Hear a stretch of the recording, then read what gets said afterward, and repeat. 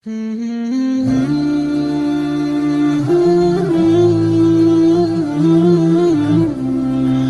رب العزت نے مخلوقات کو جو ہے تین مرحلوں میں تقسیم کیا ہے. مخلوقات کو تین مرحلوں میں تقسیم کیا ہے. مخلوق کا پہلا مرحلہ ہے نورانی مخلوق، جس کو ہم فرشتے کہتے ہیں. گناہوں سے کوسوں دور، پلک جھپکنے کے برابر بھی گناہ نہیں کر سکتے. اللہ رب العزت نے ان کے اندر گناہ کا مادہ رکھا ہی نہیں ہے. گناہ کیسے کریں گے؟ ٹھیک ہے جی. اور دوسرا ہے حیوانی مخلوق، صرف اور صرف نفسانی خواہشات کی پیروی کرنا. جدھر منہ لگے گا بس کھانا ہے، جدھر پہنچیں گے ہنگنا اور موتنا ہے، جدھر پہنچیں گے سونا ہے. یہ ہے حیوانی مخلوق کہ اللہ رب العزت نے اس کے اندر فرما برداری کا مادہ رکھا ہی نہیں ہے، صرف اور صرف نفسانی خواہشات کا مادہ. اس مخلوق اور اس مخلوق کے درمیان میں جو مخلوق آتی ہے وہ انسانی مخلوق. وہ کیا ہے؟ انسانی مخلوق. اگر یہ انسانی مخلوق اللہ رب العزت کے کلام پاک کو اپنے سینے سے لگا کر علماء کرام سے پوچھ کر اپنی زندگی گزاریں گے، دعوت و تبلیغ کے ساتھ منسلک رہیں گے، اہل اللہ کے ساتھ منسلک رہیں گے، مجاہدین کے ساتھ اپنا تعلق برقرار رکھیں گے، اہل مدارس خانقاہوں کے ساتھ اپنا تعلق برقرار رکھیں گے، تو یہ انسان رفتہ یوں ترقی کر لیتا ہے کہ اب فرشتے بھی اس مخلوق پر فخر کرتے ہیں کہ اللہ رب العزت نے اس مخلوق کو جو بنایا صحیح بنایا. نافرمانی کا مادہ ہونے کے باوجود نافرمانی نہیں کر رہی. رات کی تنہائیوں میں اللہ کے سامنے گڑ گڑانا، رات کی تنہائیوں میں اللہ کے سامنے رونا، اللہ کے سامنے آہو بکا کرنا، اپنے گناہوں کے سامنے شرمندگی کا اظہار کرنا. اب فرشتے کہتے ہیں کہ یا اللہ، اس وقت جو ہم نے کہا تھا کہ یا اللہ اب یہ مخلوق مت بناؤ، فرما برداری کرنے کے لیے تو ہم ہی کافی ہیں.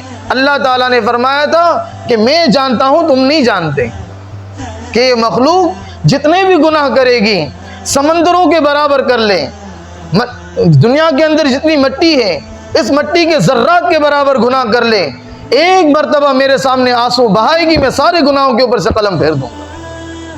اللہ رب العزت کی ذات بڑی مہربان ذات ہے، انتظار کرتی ہے ہماری. تو یہ انسان ترقی کرتے ایک وقت ایسا آ جاتا ہے کہ ثریا ستارے کو چھونے لگتا ہے. کس کو بھائی؟ یہ علامہ اقبال نے فرمایا،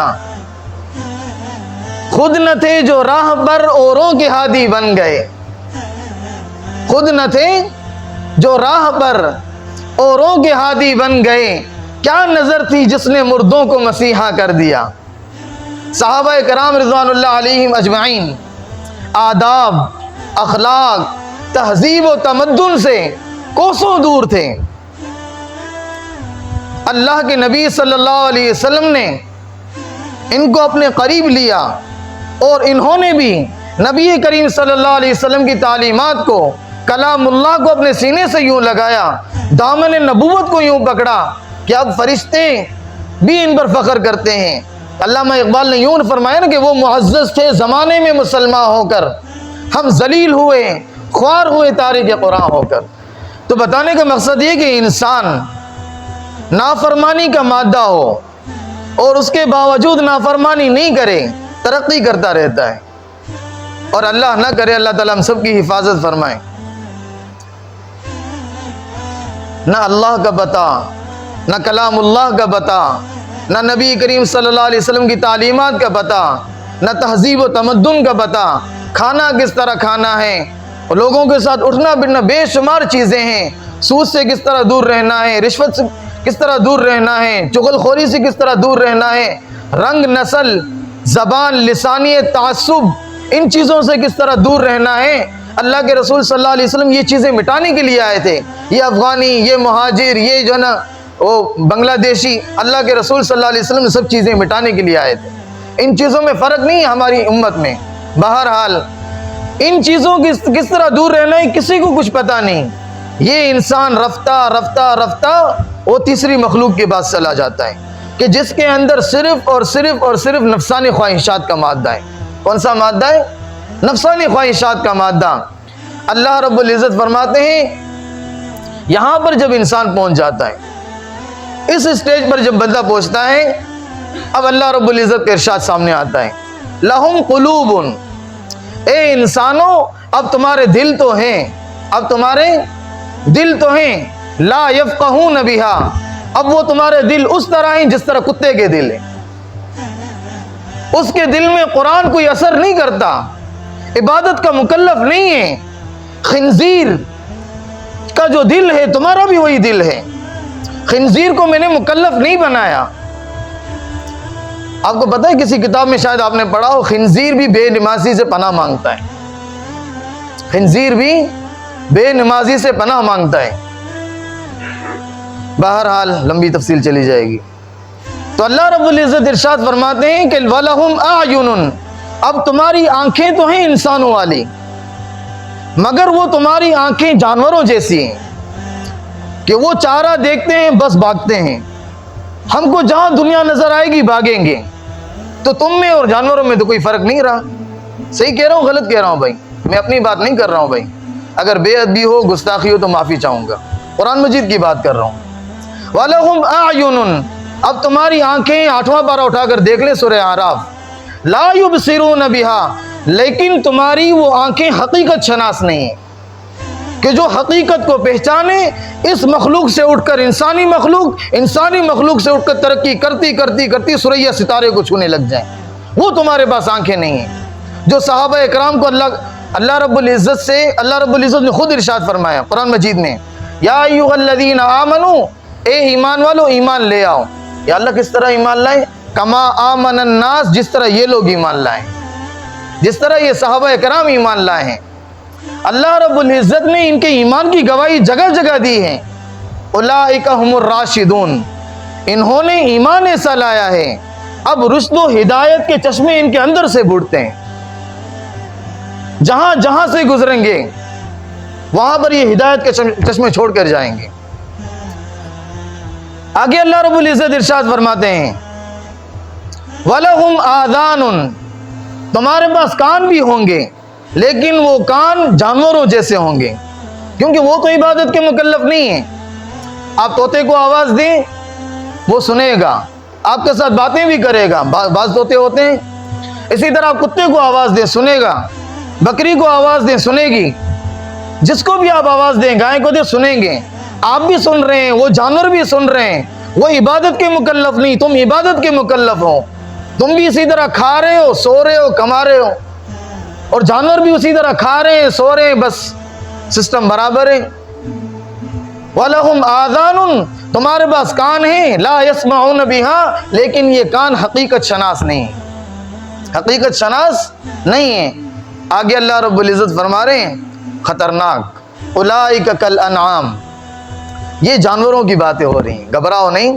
یہ کس کی باتیں ہو رہی ہیں؟ جانور کی بات ہو رہی ہے. اے انسانوں اگر تم بھی ان جیسے ہو. آگے اللہ رب العزت فرما رہے ہیں بل ہم اضل, پھر تو تم اس سے گئے گزرے ہو. اے انسانوں پھر تو تم تو جانوروں سے بھی گئے گزرے ہو, کہ ان کا جو مقصد تھا وہ اپنے مقصد پر پورے اتر رہے ہیں. بھئی اللہ رب العزت نے ہمارا مقصد یہ ہے, ہم پیدا ہوئے, کھائیں گے پیئیں گے, عیش موج مستیاں کریں گے, چلے جائیں گے, روز محشر ہم سے کوئی حساب کتاب نہیں. تمہارا مقصد ہے اللہ اور اللہ کے رسول کو راضی کرنا. اگر تم اس مقصد میں پورے نہیں اتر رہے تو تم میں اور جانور میں کوئی فرق نہیں. یہی وجہ تھی, یہی خوف تھا, یہی خشیت تھی, یہی للہیت تھی, یہی اللہ کا ڈر رگ و پہ میں پیوست تھا کہ جس کے بارے میں کہا خود نہ تھے جو راہ پر اوروں کے ہادی بن گئے, سیدنا حضرت ابوبکر صدیق رضی اللہ تعالی عنہ. ایک جانور کو دیکھتے ہیں, ٹھنڈا سانس بھرتے ہیں, کہتے ہیں ہائے کاش میں اس جانور جیسا ہوتا, کھاتا پیتا اور درختوں کے سائے تلے ٹھنڈا ٹھنڈا سانس اپنے لیے حاصل کرتا اور مر جاتا, قیامت کے دن کوئی حساب کتاب نہ ہوتا. یہ اللہ کا خوف تھا. باوجود اس کے مسجد نبوی کی زمین لے کر اللہ کے رسول صلی اللہ علیہ وسلم کو دی ہے. باوجود اس کے اللہ کے رسول صلی اللہ علیہ وسلم نے فرمایا میں نے رہتی دنیا میں سب کے احسانات کا بدلہ دے دیا ہے، سیدنا صدیق اکبر کا بدلہ میں نبی بھی نہیں دے سکتا، میرا اللہ روز محشر میری طرف سے سیدنا صدیق اکبر کو میرے احسان کا بدلہ دیں گے۔ اس کے باوجود اس کے حضرت ابوبکر صدیق رضی اللہ تعالیٰ عنہ نے 6 ریشم کی دکانیں نبی کریم صلی اللہ علیہ وسلم کی تن من دن کے لیے قربان کر دی تھی۔ باوجود اس کے ایک مرتبہ سیدنا صدیق اکبر رضی اللہ تعالیٰ عنہ بیٹھے ہوئے ہیں، اللہ کے رسول صلی اللہ علیہ وسلم مسکرانے لگے۔ صحابہ کرام نے پوچھا یا رسول اللہ مسکرانے کی وجہ؟ کہا فرشتے آئے حضرت ابوبکر کو سلام کہہ رہے ہیں۔ اس قدر عشق، اس قدر محبت، باوجود اس کے پھر بھی کہتے ہیں کاش میں کوئی تنکا ہوتا، پانی میں بہا دیا جاتا، روز محشر مجھ سے کوئی حساب کتاب نہ ہوتا۔ یہ تھی نورانی مخلوق، انسانی مخلوق، حیوانی مخلوق، کہ یہ لوگ اپنے آپ کو جانوروں سے، کہ جس کے لیے کوئی حکومت کرنے کے لیے تیار نہیں تھا بھائی، اگر اس کو کہتے کہ بھائی اس قوم پر حکومت کرنی، نہیں بھائی اس قوم پر کون حکومت کرے گا، یہ تو قسمیں کھاتے ہیں کہ بھئی اس کو کھوپڑی میں شراب پیوں گا، یہ اپنی بچیوں کو زندہ درگور کرتے ہیں۔ ایسی قوم کو، جانوروں سے گئے گزرے لوگوں کو اللہ کے رسول صلی اللہ علیہ وسلم نے اٹھایا اور انسان سے اٹھا کر فرشتوں سے بھی کراس کروا دیا۔ وہ معزز تھے زمانے میں، مسلمان ہو کر ہم ذلیل ہوئے، خوار ہوئے تارک قرآن ہو کر۔